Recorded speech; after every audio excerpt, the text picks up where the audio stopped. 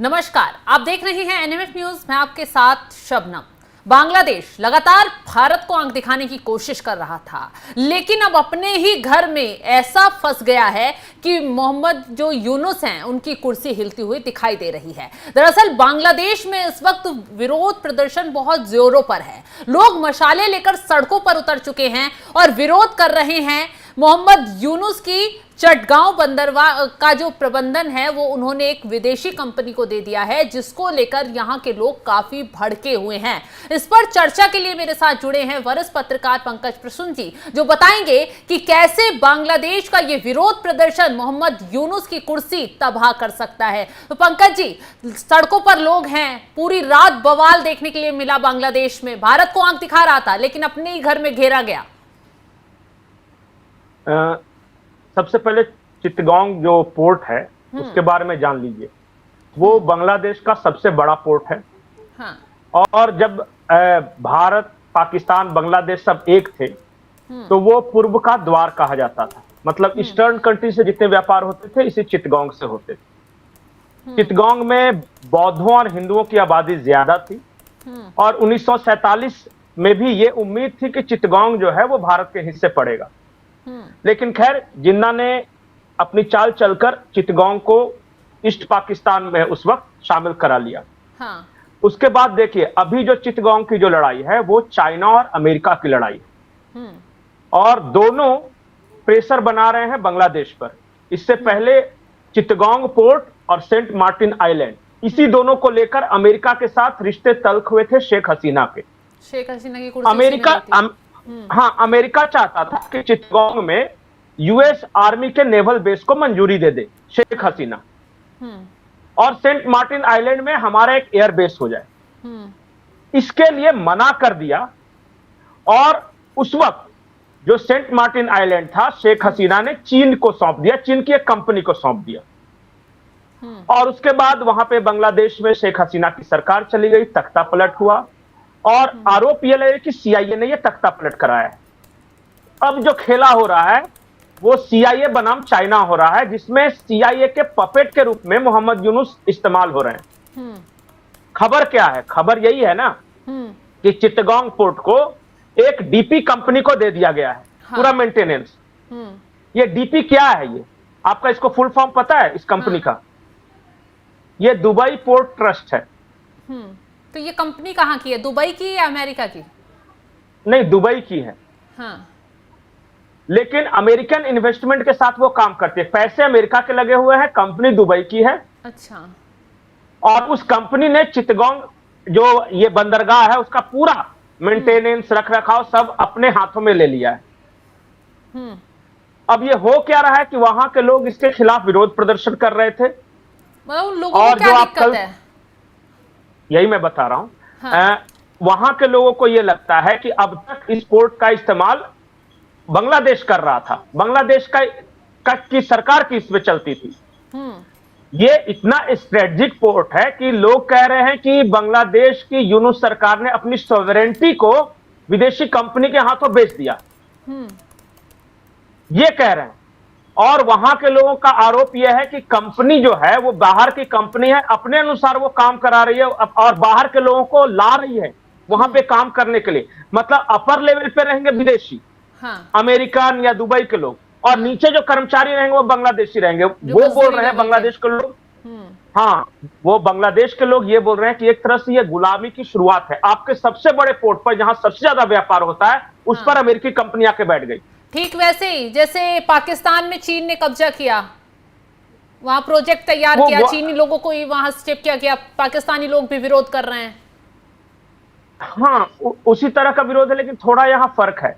यहाँ इससे पहले जो बातचीत चली थी, शेख हसीना की सरकार थी। हाँ। तो उस वक्त चित्तगोंग पोर्ट को देने की बात करी थी एक चाइनीज कंपनी की। हाँ। 3-4 कंपनियों ने बीड किया था, उसमें भारत की एक कंपनी थी ओएनजीसी, उसने भी बीड किया था वहां पे, लेकिन ओएनजीसी को नहीं मिला, वो चाइनीज को देने की बात थी।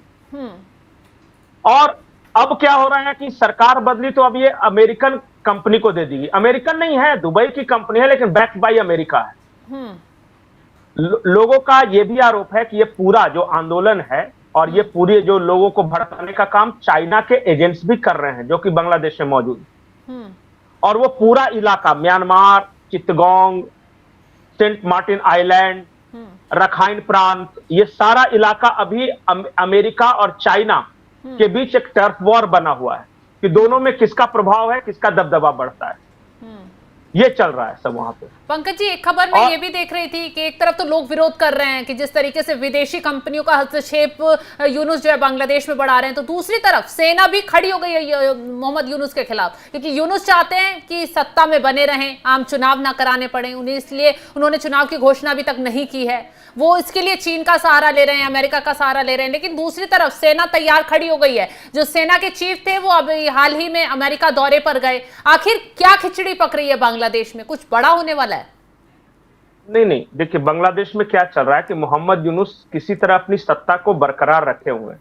हाँ। जो छात्र आंदोलन थे, जो जिसकी वजह से ये सत्ता में आए थे, उन छात्रों ने अपना एक अलग पार्टी बना लिया है जिसका नाम है फ्रेंडशिप अलायंस। वो हट गए हैं जो आंदोलन वाले थे। अब ये जो भी सत्ता चला रहे हैं मोहम्मद यूनुस, ये सीआईए के मदद से चला रहे हैं और ये सीआईए का पपेट है और कुछ नहीं है।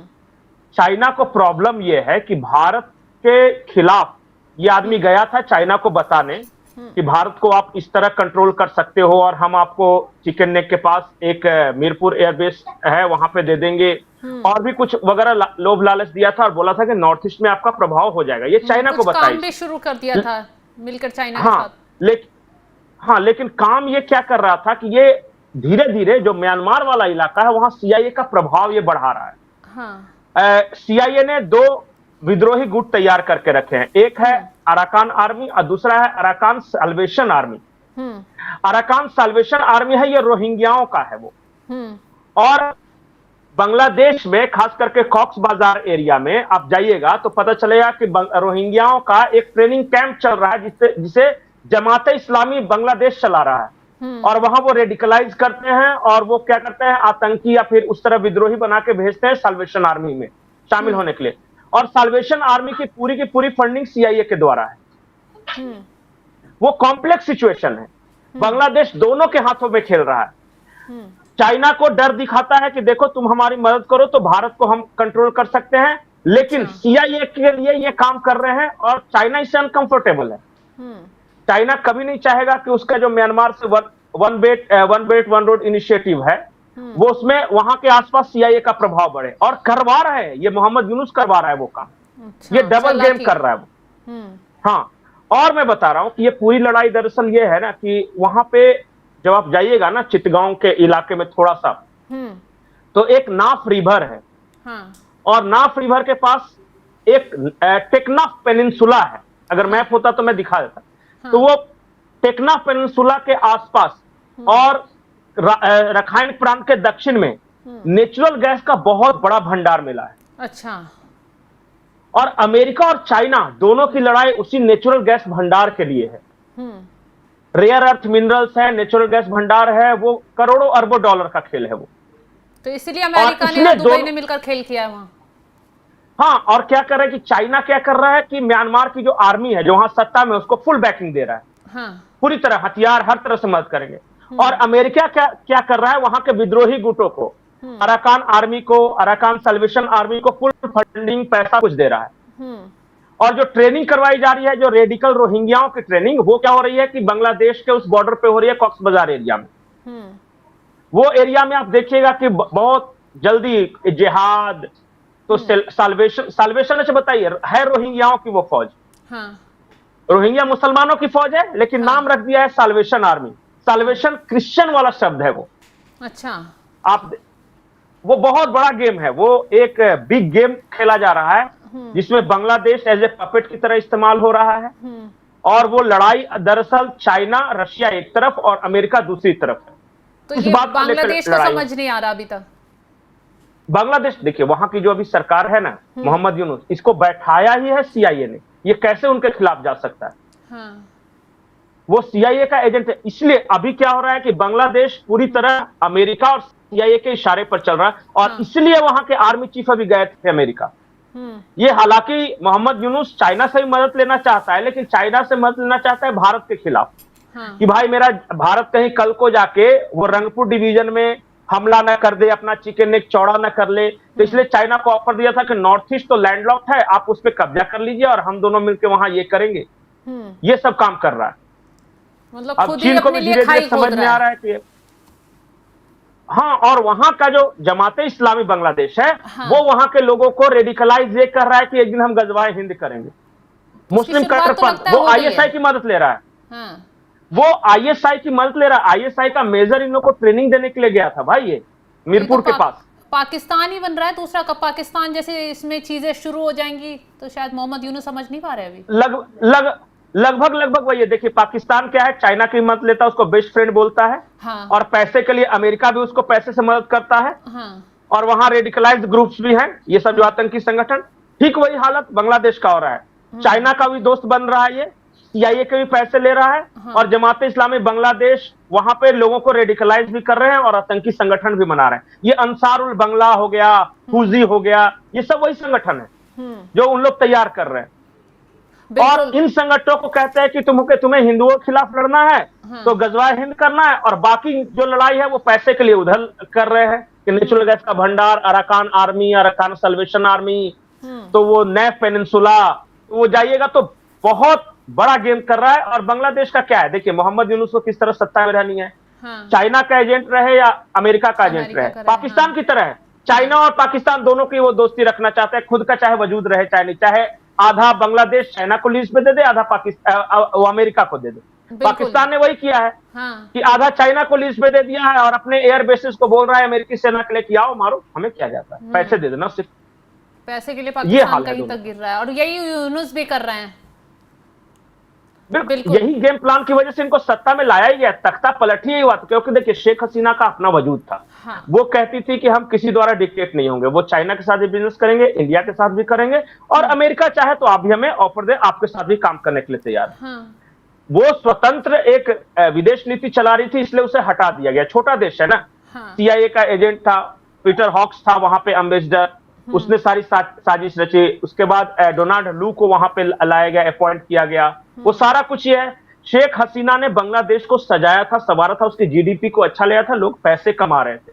लेकिन ये बात वेस्टर्न पावर या फिर इस तरह जो वेस्टेड इंटरेस्ट होते हैं ना, ग्लोबल प्लेयर्स, उन लोगों को पसंद नहीं आया और शेख हसीना को की सरकार हटा दिया। उसके बाद बांग्लादेश का हाल देख रहे हैं क्या हो रहा है। रोज वहां मार काट, दंगा फसाद, हड़ताल, यही चल रहा है। अभी 3 दिनों से ये चिटगांग पोर्ट पे हड़ताल चल रहा था। हाँ। मैं देख रहा था कि 14 तारीख को ना, आज कितना हुआ, हाँ 14 तारीख के मैं देख रहा था 8 बजे सुबह 4017 जो कंटेनर थे वहां ब्लॉक थे, इसलिए क्योंकि उनको परमिशन नहीं मिली थी, क्योंकि कर्मचारी हड़ताल थे। हाँ, तो ये बताइए तो कितना नुकसान हो रहा है कर रही हैं। सड़कों पर लोग उतरे हुए हैं, पूरी तरह जाम कर दिया गया है। बिल्कुल वो मतलब कोलाहल है वहां पे। एक अच्छा खासा देश जो कि चुपचाप शांति से प्रोग्रेस कर रहा था, उसको बर्बाद कर दिया सीआईए ने।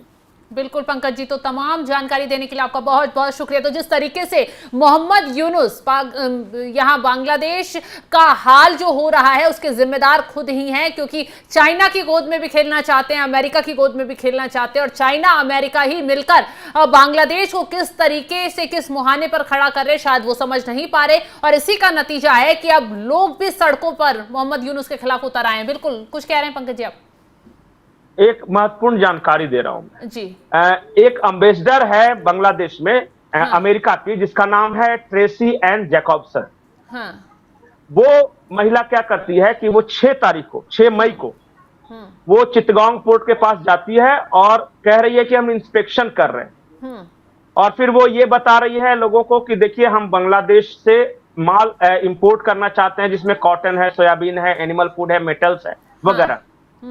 6 तारीख को ये जाती है। वही महिला ट्रेसी एन जैकबसन म्यांमार में एक अलग ट्रेनिंग कैंप बनाती है, जिसको स्पेशल जोन कहा जाता है, जिसमें रोहिंग्याओं को ट्रेनिंग दी जा रही है। अच्छा। आतंकी बनने के लिए वही महिला हेल्प कर रही है, उसकी भी तस्वीरें हैं। ये तो जासूस और फिर ये सब प्रकरण के बाद पता चलता है कि 14 तारीख के बाद से चिटगांग पोर्ट पे हड़ताल शुरू हो गया। और फिर खबर आती है कि देखिए दुबई वाली कंपनी को दे दिया गया। सब डॉट्स जोड़िए क्या चल रहा वहां। बिल्कुल। तो पाकिस्तान को कैसे, बांग्लादेश को कैसे दहलाने की कोशिश और यहाँ बांग्लादेश को कैसे सुलगाने की साजिश रची जा रही है, इसका खुलासा पंकज जी आपने बारीकी से किया, बताया कैसे कि चिटगांव बंदरगाह के जरिए अमेरिका भी खेल रहा है और चीन भी खेल रहा है और अब दुबई भी खेल रहा है, और बांग्लादेश जो अब सुलगने की कगार पर खड़ा हो गया है, और मोहम्मद यूनुस जो शातिर बन रहे थे, शायद उन्होंने अपने हाथों ही खाई खोद ली है। तमाम लोग सैकड़ों की संख्या में सड़कों पर उतर आए हैं, मशाले लेकर विरोध प्रदर्शन कर रहे हैं और मांग कर रहे हैं कि जो ये बंदरगाह आपने विदेशी कंपनी के हाथों में दे दिया है, ये हमारे लिए खतरा है और यहां पर विदेशी लोगों का हस्तक्षेप पड़ेगा तो हमारी जो जीवन रेखा है उस पर बहुत बुरा असर पड़ेगा। तो एक तरफ भारत ने बांग्लादेश की कमर तोड़ी, तमाम अपने बंदरगाहों को बंद कर दिया और यहां से इंपोर्ट एक्सपोर्ट का जो जरिया बांग्लादेश का था उस पर सख्ती बरती, और दूसरी तरफ अपने ही देश में जो यूनुस ने फैसला लिया उसके खिलाफ लोग सड़कों पर उतर आए हैं। फिलहाल जो जानकारी हमने आपके साथ साझा की है उसको लेकर आप क्या राय रखते हैं, कमेंट कर अपनी राय जरूर बताएं, और तमाम खबरों की अपडेट के लिए आप हमारे साथ जुड़े रहें। नमस्कार।